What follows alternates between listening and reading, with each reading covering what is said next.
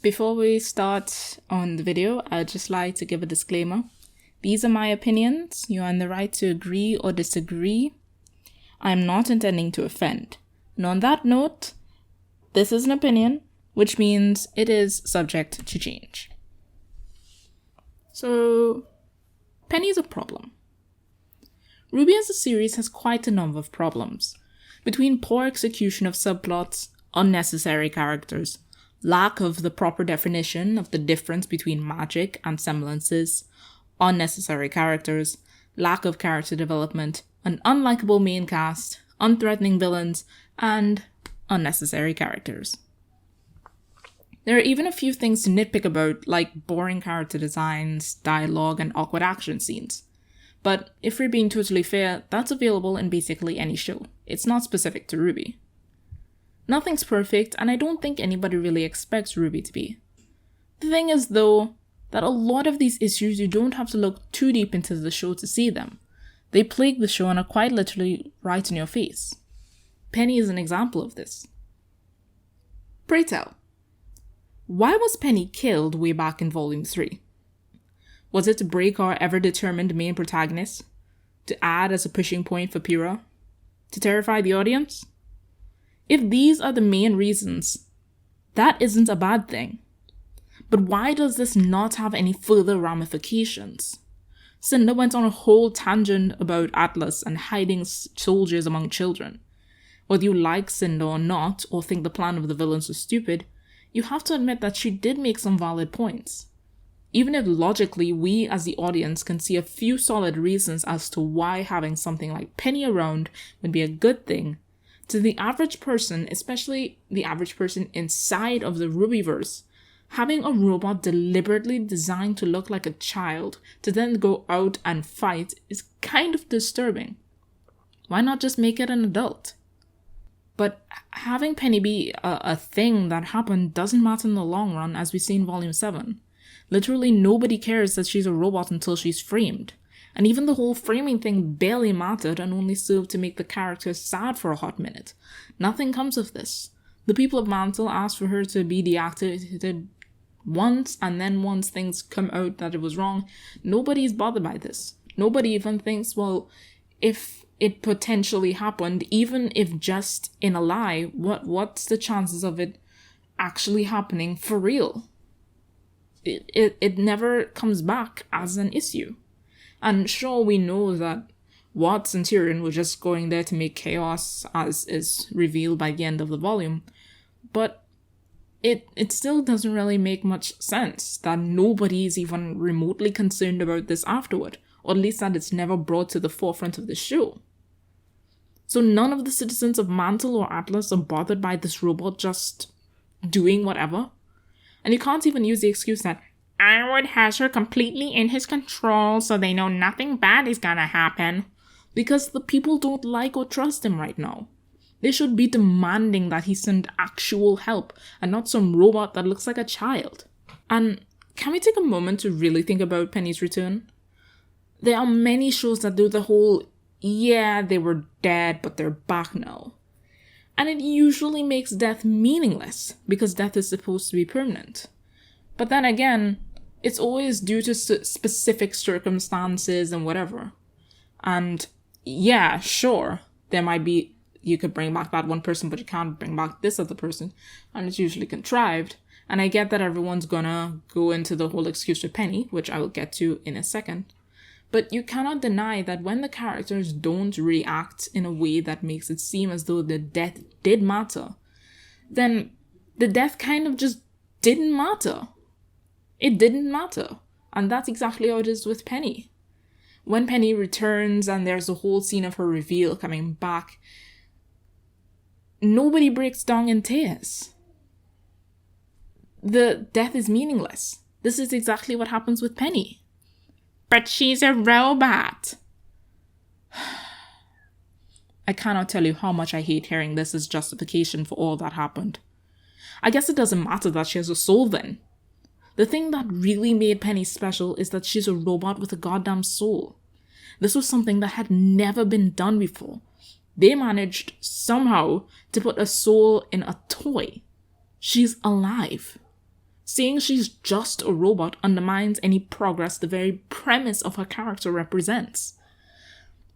But in the show, her core survives because of course it does, and nobody cares that she was dead up until this point, despite the fact that Pietro had to give her parts of his soul again to actually make her live. So technically, the body, after being shattered by Pyrrha, had no soul anymore. So even if her memory and her core was preserved, she was, for all intents and purposes, dead.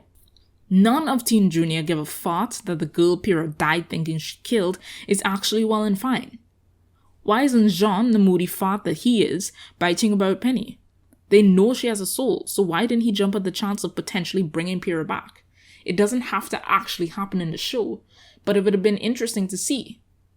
Even if they didn't want to keep Jean salty about Pyrrha's death, or make Ren and Nora seem even slightly rattled by it, why doesn't Penny care? She doesn't even ask about Pyrrha. Pietro doesn't seem in the slightest bit disturbed by the fact that Penny was torn apart. He's all happy and everything's good and fine. He's not holding anything against Pyrrha. And I'm not saying that they had to add this angst level to it. I'm not saying they had to make Pietro hate Pyrrha or anything. But it's kind of weird that he doesn't even seem slightly bothered by it. Nobody does. Penny was destroyed, but she's fixed now and it's all well and good because she's a robot. But she's a robot with a soul. Shouldn't that make her more than just parts that can be put back together? If they had gone with the idea that Penny lost her memory at that time, or even was just someone completely new, then these things wouldn't really be a problem. All up until Volume 7, I had guessed that they managed this great feat of granting a robot a soul through some very questionable methods. I thought they probably stole the soul from some random girl or something. Just anything super dark. But I expected too much because truly Penny only has a piece of an old man's soul, which we will get back to in a moment. Okay. By itself, I think this is super interesting. I mean, how did Pietro extract part of his soul? Did they try this on other people and fail? I think there's quite a bit of intrigue in the concept of this just in general, and I credit where it's due. Even though this is not the ideal thing that I would have thought of for Penny, I do think in of itself it's pretty interesting. I'm not gonna deny that. I do like it, just in of itself, but it isn't explored enough. I also like the back and forth that the writers had going on between Penny and Winter. It was interesting to have them discuss emotions, even if briefly, and the idea of right and wrong and how that may coincide with good and bad. The concept of having the robot seem more humane than the actual human is fun. Even if it's overused in any mediums, I personally enjoy it.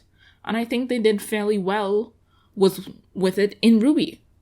Unfortunately, they don't spend nearly enough time on this, and basically tell us that Penny's point of view is right and that there's no question about this by the end.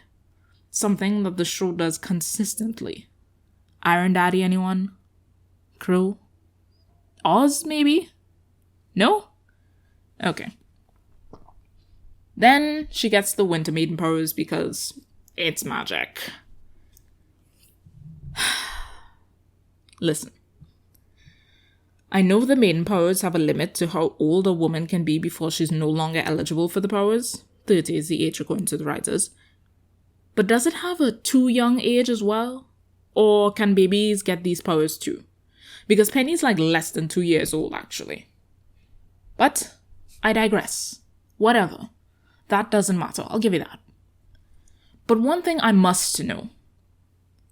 How do the powers know what a female is?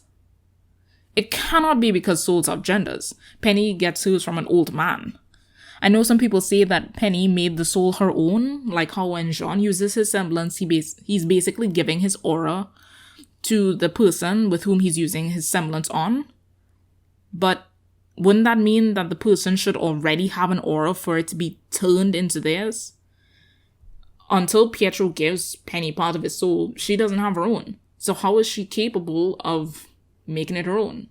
And if that is what is happening, the show should probably touch on that, because other than that, as far as anybody's concerned, she's got an old man's soul inside of her. I mean, so does this mean that if the powers don't merge with the soul, an inanimate object could get them, or a Grimm, which has no soul? It's been confirmed in the show.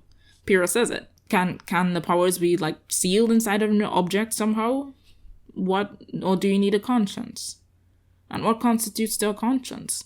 Would an AI in a computer be able to get one? Because it can, for all intents and purposes in this sense, think? Could a robot get the powers? Like, what is it? Is it based on how you identify? Because if that's the case, would someone who is gender fluid, currently identifying as female, be able to get the powers but lose them on the day they identify as a male? Or is it because of the body? And if it is the body, what on the body determines this? I know I'm going to get a lot of hate for this, but come on. If the rules of getting the powers are basically be less than 30 and be female, when you introduce things like Penny, we now need even more narrowed down requirements, or for the show to now define what a female is. But if you're going to throw any consistent logic away from the very rules that you have set up, then what is the point of putting those rules in the first place if you're just going to disregard them? If the rules truly are far more complex than we're being led to believe right now, then Ozma, my dude, why on God's green earth could you not have put some kind of be purely good of heart rule to it as well? So, people like Cinder can't get it. But what do I know? It's magic.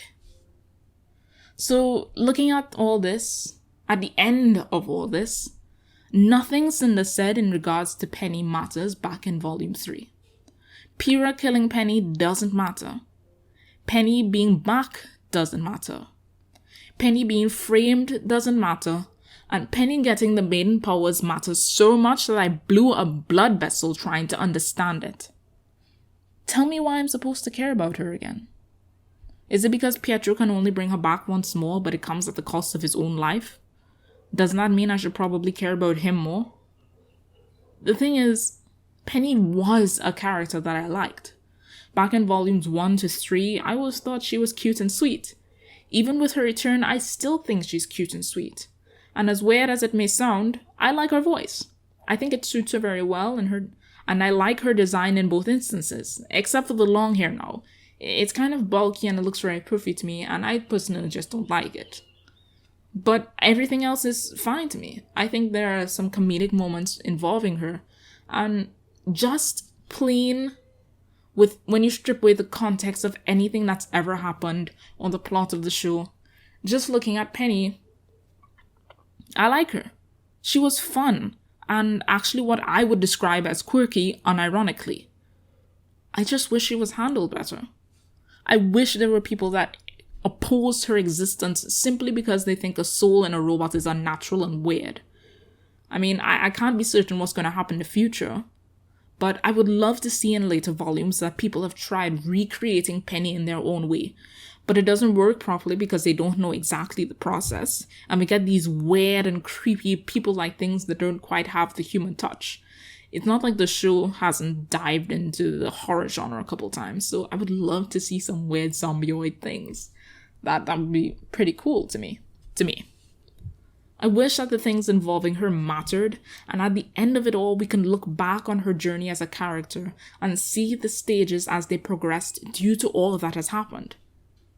But when I look through Penny's journey as it is now, because I know it hasn't concluded yet, I see things that have happened, but not what would have come of it aside from feelings.